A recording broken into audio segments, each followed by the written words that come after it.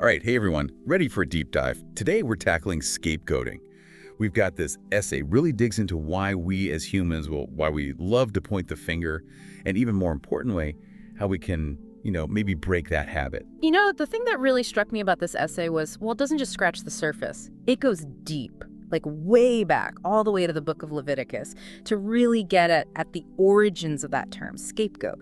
Yeah, I got to admit, I was surprised too, learning that the word, it actually comes from this ancient ritual. They'd literally load a goat up, like with all the sins of the community, and just send it off into the wilderness. We're talking about passing the buck, right? It's a really vivid image, isn't it? And it gets right to the heart of it, of scapegoating. It's about, shifting that blame to something or someone else just so we don't have to deal with our own stuff.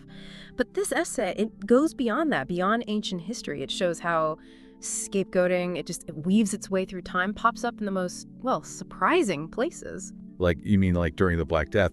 The essay mentions how Jewish communities, they were targeted back then, Yeah. accused of actually causing the plague. It's really a stark reminder how fear and uncertainty, they make people look for someone to blame, even when it just doesn't make sense.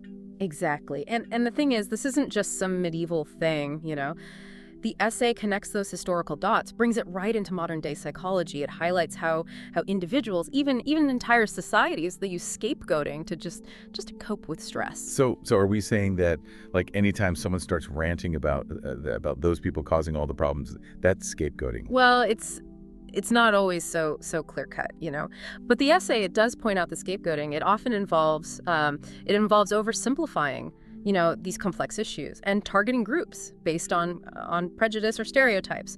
Just think about economic downturns. How often do we see immigrants blamed for job losses, even though the reality is way more complicated? That's a really good point. It's like people need that simple target for their anger, their frustration, instead of actually grappling with the messiness of real world problems, Yeah.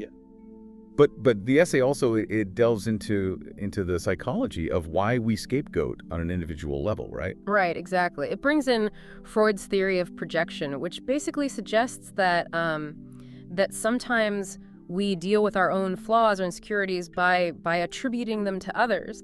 So instead of facing our own shortcomings, we project them outwards. We blame someone else for our problems. So let me get this straight. If I'm feeling insecure about, let's say, my own work performance, I might be more likely to criticize a colleague's work. Yeah. Just to make myself feel a bit better. That's kind of sneaky, isn't it? It can be, yeah. And the thing is, a lot of times we're not even aware that we're doing it. The essay, it points out that projection, it can be this power